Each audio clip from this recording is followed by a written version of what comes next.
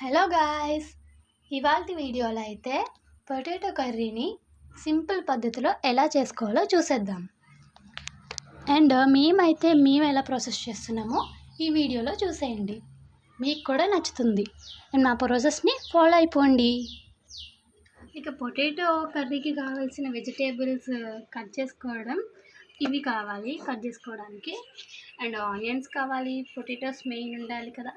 And next వచ్చేసి chillies అన్నమాట, green chillies తీసుకోండి. And next tomatoes. ఫస్ట్ అయితే మనం పొటాటోస్ని పీల్ తీసుకొని పెట్టుకోండి. మీకు కావాల్సిన పొటాటోస్ అండ్ ఆనియన్స్ కూడా తీసి పెట్టుకోండి.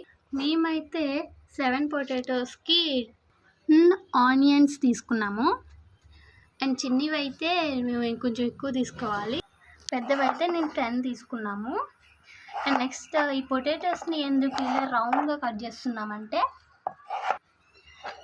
ఎందుకంటే ఆ పొటాటోస్ ఈజీగా చిన్న చిన్న పీసెస్ కట్ అవ్వడానికి మనకి కొంచెం ఈజీ అవుతుంది పని.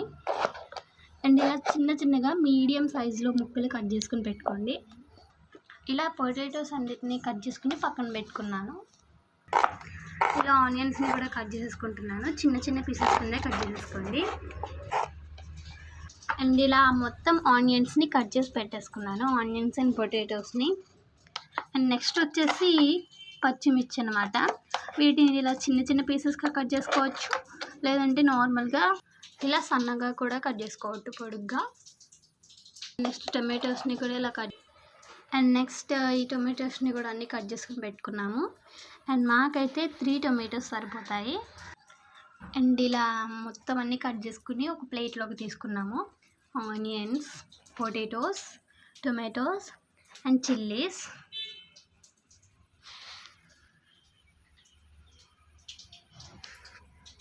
నెక్స్ట్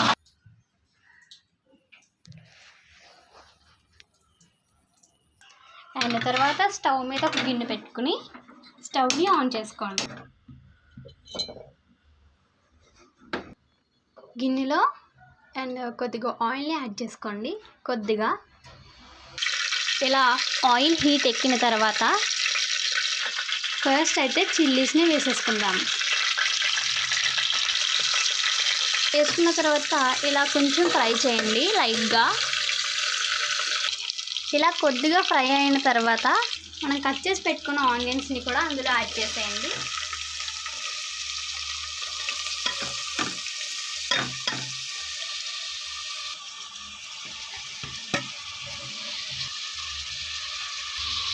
ఇలా మొత్తం ఆనియన్స్ని కూడా కట్ చేసి వేసేసుకోండి.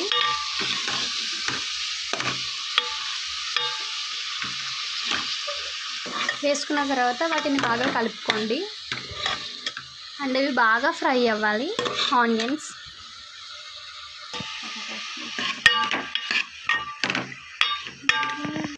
అండ్ స్టవ్ని అయితే బాగా సిమ్లో కాకుండా బాగా హైలో కాకుండా మీడియం ఫ్లేమ్లో కొంచెం మండించుకోండి.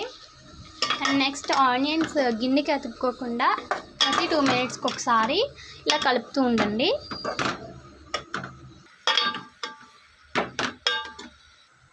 కొంతసేపటికి ఇలా ఆనియన్స్ మారుతూ ఉంటాయి. అండ్ ఇంకా గోల్డ్ కలర్లోకి వచ్చే వరకు వెయిట్ చేయాలి ఆనియన్స్.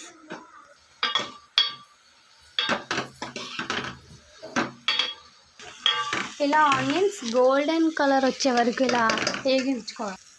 చూడండి, ఆనియన్స్ అయితే ఇలా గోల్డ్ కలర్ వచ్చేసాయి. మొత్తానికి గోల్డెన్ కలర్లోకి వచ్చేసాయి. అండ్ అవి వేగిన తర్వాత పొటాటోస్ని అందులో యాడ్ చేసేసుకుందాము.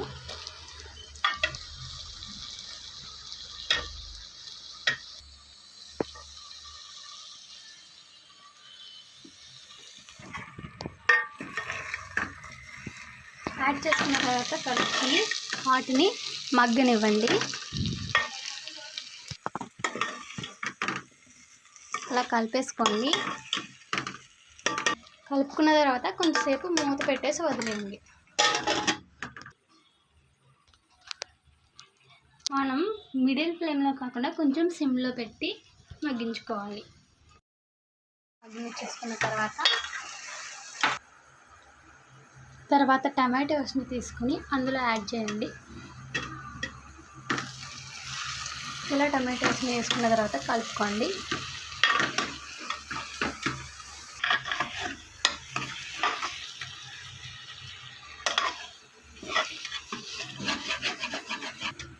అడుగట్టకుండా కలుపుకుంటూ ఉండండి. టమాటోస్ తర్వాత మేమైతే తగినంత కారం వేసుకుంటున్నాము,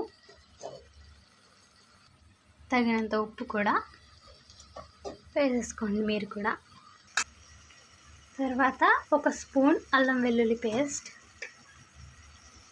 1 స్పూన్ గరం మసాలా వేసుకుంటున్నాము. వేసుకుని ఇవన్నింటినీ బాగా కలిపేసుకోండి. మనం ఫ్లేమ్ అయితే బాగా సిమ్లో కాకుండా కొంచెం మీడియంకి సిమ్కి మిడిల్లోనే పెట్టుకోవాలి. తర్వాత దానిపైన మూత పెట్టేసుకొని కొంచెంసేపు ఆగండి. ఇలా బాగా మగ్గించుకున్న తర్వాత మంచి నీళ్ళని తీసుకుని అందులో పోసేయండి.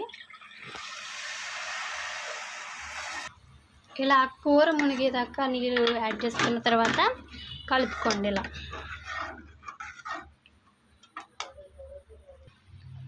ఇది కూడా బాగా సిమ్లో కాకుండా మిడిల్లో కాకుండా దాని మిడిల్లో అయితే ఫ్లేమ్ పెట్టుకోవాలి.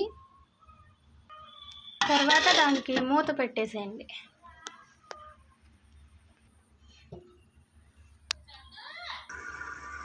మనం పెట్టుకున్న ఈ కర్రీ కొంచెం సేపు ఆగిన తర్వాత మూత తీసుకోండి. అండ్ ఇది బాయిల్ అవుతున్నట్టు తెలియాలంటే పైన ఇలా బుడగలు కింద వస్తూ ఉంటుంది. అప్పుడు అది బాయిల్ అవుతున్నట్టు. మనం మధ్య మధ్యలో ఒక్కొక్కసారి కలుపుకుంటూ ఉండాలి, లేదంటే అది అడిగెట్టుంది.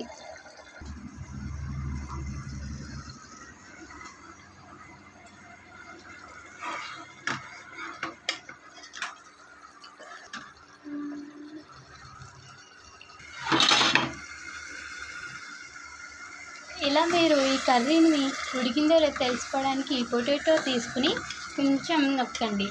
అది స్మాష్డ్గా ఉంటే మీకు ఉడికిందని అర్థం. అలా ఉడికిపోయిన తర్వాత అందులో ఉన్న వాటర్ మొత్తం అబ్జార్బ్ అయిపోయి ఇలా కర్రీలా కనపడుతూ ఉంటే తర్వాత స్టవ్ ఆఫ్ చేసుకోవాలి.